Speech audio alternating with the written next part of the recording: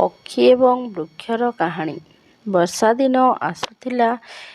ଏକ ପକ୍ଷୀ ଏକ ବସା ନିର୍ମାଣ ପାଇଁ ଗଛ ଖୋଜୁଥିଲେ।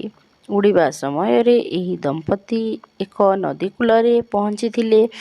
ସେଠାରେ ଅନେକ ଗଛ ଲଗାଯାଇଥିଲା। ସେ ନିଜ ପାଇଁ ଉପଯୁକ୍ତ ସ୍ଥାନ ପାଇଲେ। ଏକ ଗଛକୁ ଯାଇ ସେମାନେ ନିବେଦନ କରିବାକୁ ଲାଗିଲେ, ବର୍ଷା ପୂର୍ବରୁ ଆମ ବସା ନିର୍ମାଣ କରିବାକୁ ପଡ଼ିବ। ଦୟାକରି ଆମକୁ ସାହାଯ୍ୟ କରନ୍ତୁ। ତୁମର ଗୋଟିଏ ଶାଖା ଉପରେ ଏକ ବସା ନିର୍ମାଣ କରିବାକୁ ଆମକୁ ଅନୁମତି ଦିଅ। ଗଛ ସେମାନଙ୍କୁ ମନା କଲା। ଗଛ ପ୍ରତ୍ୟାଖ୍ୟାନ ହେତୁ ପକ୍ଷୀ ଦମ୍ପତି ବହୁତ ଖରାପ ଅନୁଭବ କଲେ। ଯିବାବେଳେ ସେ କହିଥିଲେ, ଏଭଳି ଅହଙ୍କାର ଭଲ ନୁହେଁ।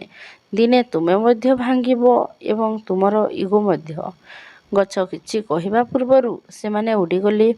ଉଡ଼ିବା ସମୟରେ ସେମାନେ ନଦୀ ନିକଟରେ ଅବସ୍ଥିତ ଜଙ୍ଗଲରେ ପହଞ୍ଚି ସେଠାରେ ଥିବା ଏକ ଗଛକୁ ବସା ନିର୍ମାଣ ପାଇଁ ଅନୁମତି ମାଗିଥିଲେ। ଗଛଟି ଖୁସିରେ ପ୍ରସ୍ତୁତ ହୋଇଗଲା। ପକ୍ଷୀ ଯୁଗଳ ସେହି ଗଛରେ ଏକ ବସା ତିଆରି କରି ଖୁସିରେ ଜୀବନଯାପନ କରିବାକୁ ଲାଗିଲେ।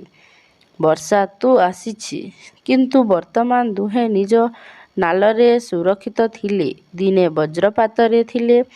ଦିନେ ବଜ୍ରପାତରେ ପ୍ରବଳ ବର୍ଷା ହେଲା ଏବଂ ଗଛଟି ଖସିଗଲା, ଯାହା ପକ୍ଷୀ ଯୁଗଳଙ୍କୁ ଏହାର ଡାଳରେ ବସା ନିର୍ମାଣ କରିବାକୁ ଦେଇନଥିଲା।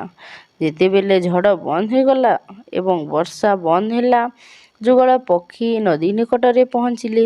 ସେଠାରେ ସେ ଦେଖିଲେ ଯେ ନଦୀର ପ୍ରବଳ ସ୍ରୋତ ଦ୍ୱାରା ଗଛଟି ନଷ୍ଟ ହୋଇଯାଇଛି। ଦୁହେଁ ବହୁତ ଖୁସି ହୋଇ ଗଛକୁ କହିଲେ, ଆମେ ଆପଣଙ୍କୁ କହିଥିଲୁ, ଦିନେ ତୁମେ ଭାଙ୍ଗିଯିବ ଏବଂ ତୁମର ଇଗୋ ମଧ୍ୟ। ଆଜି ସେହି ଦିନ ଆସିଛି। ଏହା ତୁମର କାର୍ଯ୍ୟର ଫଳାଫଳ। ଗଛ କହିଲା, ତୁମେ ମୋତେ ଭୁଲ ବୁଝିଛ। ମୁଁ ଆଗରୁ ଜାଣିଥିଲି ଯେ ମୁଁ ଭାଙ୍ଗିବି। ମୋର ଚେର ମାଟି ଛାଡ଼ି ଯାଉଥିଲା ଏବଂ ଶାଖା ଦୁର୍ବଳ ଥିଲା। ସେଥିପାଇଁ ମୁଁ ସେଦିନ ତୁମକୁ ମନା କରିଥିଲି। ଯଦି ତୁମେ ମୋ ଶାଖାରେ ଏକ ବସା ନିର୍ମାଣ କରିଥାନ୍ତ, ତୁମେ ଆଜି ବଞ୍ଚିନଥାନ୍ତ। କିନ୍ତୁ ମୋର ପ୍ରତ୍ୟାଖ୍ୟାନ ପାଇଁ ତୁମେ ଖରାପ ଅନୁଭବ କଲ। ଏଥିପାଇଁ ଦୁଃଖିତ।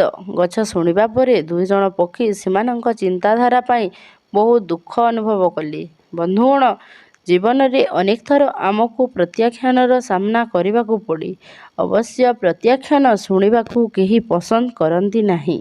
ପ୍ରତ୍ୟାଖ୍ୟାନ ଆମର ଭାବନାକୁ ଆଘାତ କରେ ଏବଂ ସେହି ସମୟରେ ଆମେ କେବଳ ଭାବନା ବିଷୟରେ ଚିନ୍ତା କରୁଅଛୁ।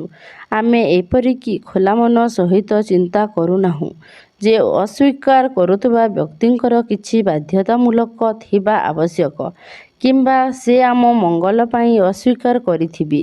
ଆମେ ଏହାକୁ ଭଲ ବା ଖରାପ ବୋଲି କହିଥାଉ। ସେମାନେ ଅନ୍ୟମାନଙ୍କ ସାମ୍ନାରେ ତାଙ୍କ ବିଷୟରେ ଖରାପ କଥାବାର୍ତ୍ତା କରନ୍ତି। ଆମେ ଏକ ସକାରାତ୍ମକ ମଧ୍ୟ ନେଇପାରିବୁ ନାହିଁ। ଆଜିଠାରୁ ଯେତେବେଳେ କେହି ନା କୁହନ୍ତି, ଏହାକୁ ଧ୍ୟାନ ଦିଅ ନାହିଁ।